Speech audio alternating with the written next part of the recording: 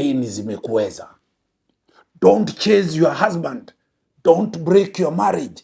Don't run away from your wife or from your husband because madeni ni mashailo wanakufuata. You borrow 100 shillings.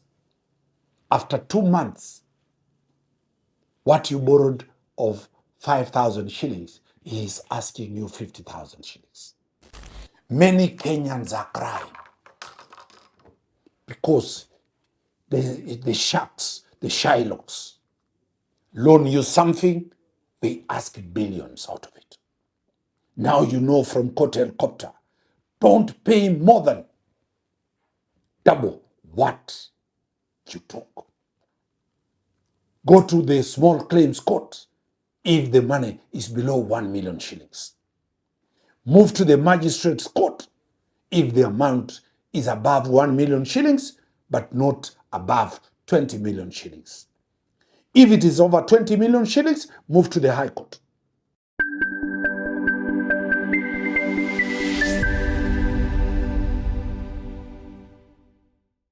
Welcome to Court Helicopter version of the court issues and decisions of the court. This is a hot question. Have you ever borrowed money from a Shylock? And that Shylock,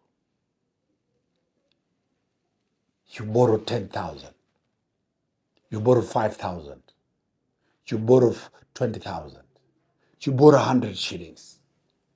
After 2 months, what you borrowed of 5,000 shillings, he is asking you 50,000 shillings. Have you borrowed money? Have you taken a vehicle from a person who claims to be selling vehicles? Have you taken a boda and you are told you'll be paying daily this amount of money and you don't pay? Have you taken credit from a Shylock?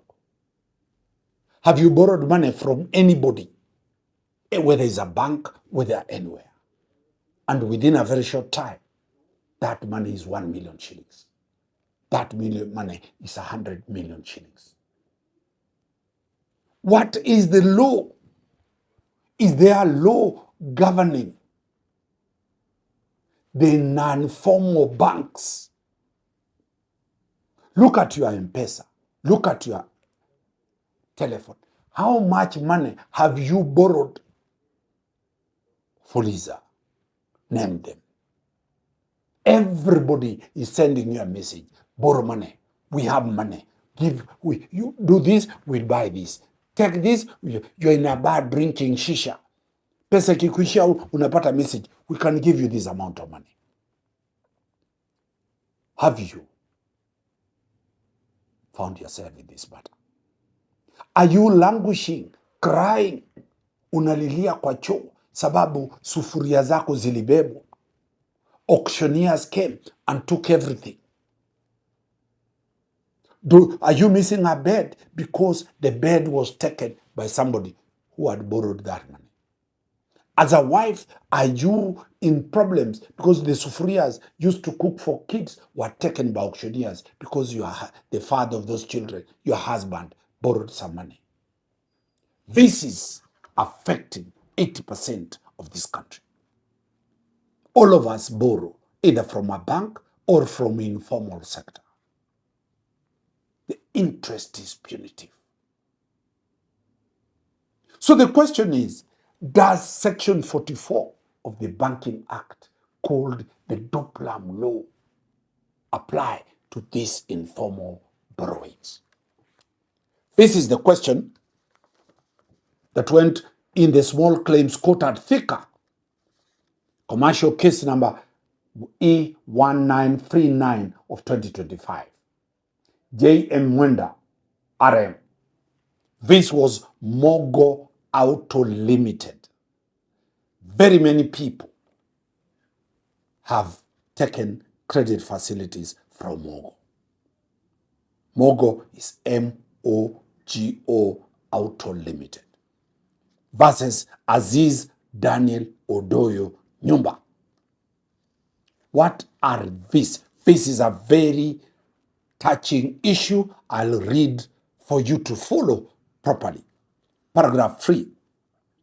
The claimant, that is Mogo, alleges that on 7th June 2022, it entered into an asset financing agreement with the respondent, whereby they advanced him a loan facility of 400,000. And as security, the logbook of the motor vehicle registration, this was jointly registered in the name of the claimant and the respondent. This man went to Mogo. He took a car. They gave him 400,000. The logbook was registered in the name of Mogo and this person called Aziz Daniel. Paragraph 4. They further claim that he made payments amounting to 299,369 before defaulting. So this man was paying. He had paid 299,369 before defaulting, and that the security allegedly went missing, thereby frustrating the ability to exercise its right to sell. So they said this man presently owes Mogo 677,381.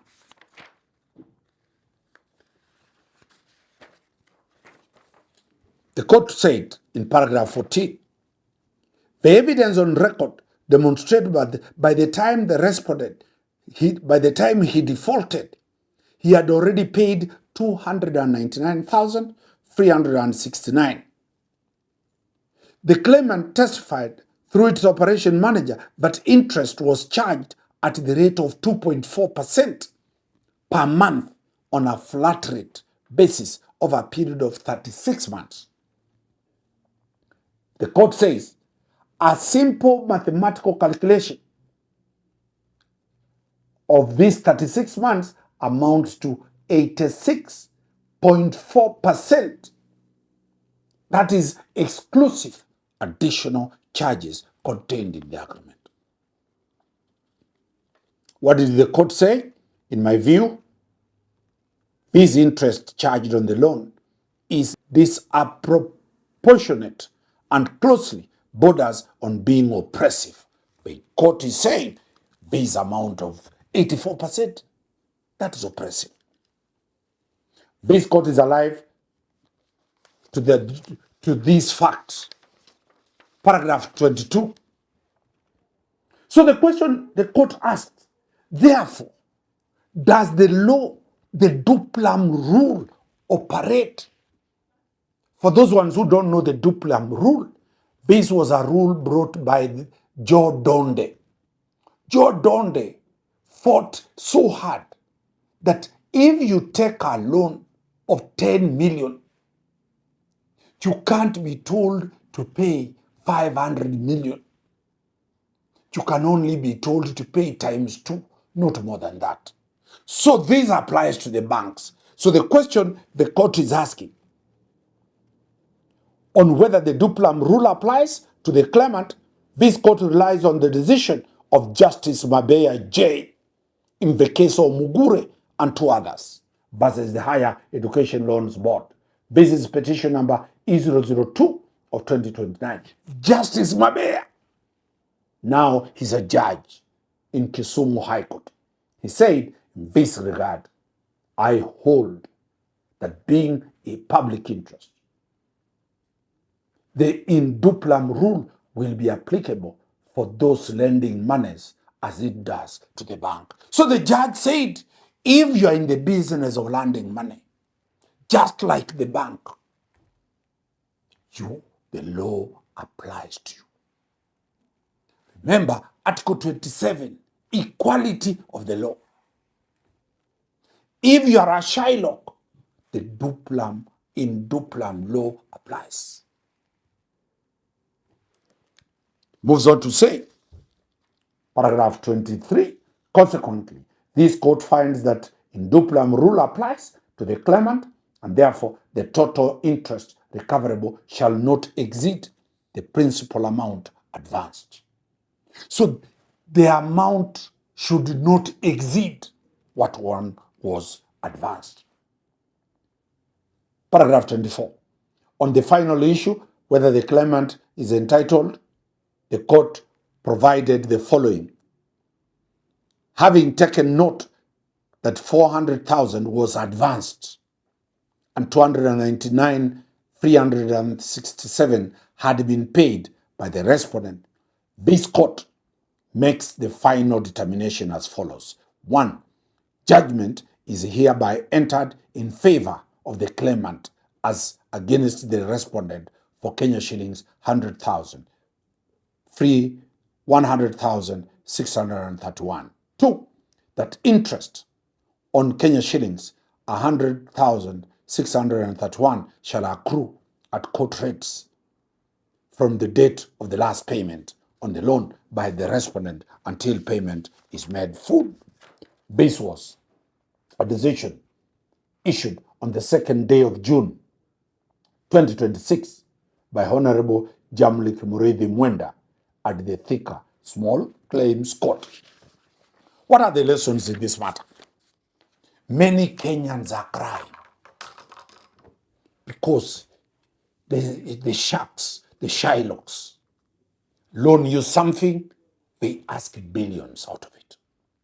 Now you know from court helicopter, don't pay more than double what you took.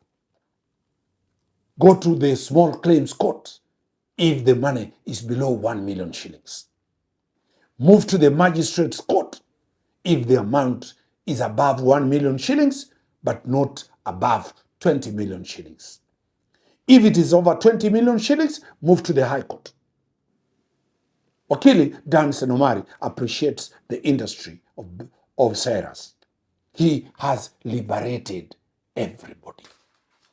Any M-Pesa, any money you have taken from the mobile lending apps, make sure you are not exploited. Today is the big day for borrowers. For the small people who do not have money, today Court Helicopter has brought you how you can liberate yourself. Don't take the rope and commit suicide. Don't get stressed and die out of stress. Don't go drinking because you have debt, madeni zimekuweza. Don't chase your husband. Don't break your marriage. Don't run away from your wife or from your husband because madeni ni mashailo wanakufuata. Lastly, don't hide from the debtors. You now know the duplum rule applies. Wakili Dan Omari from Court Helicopter. Asante.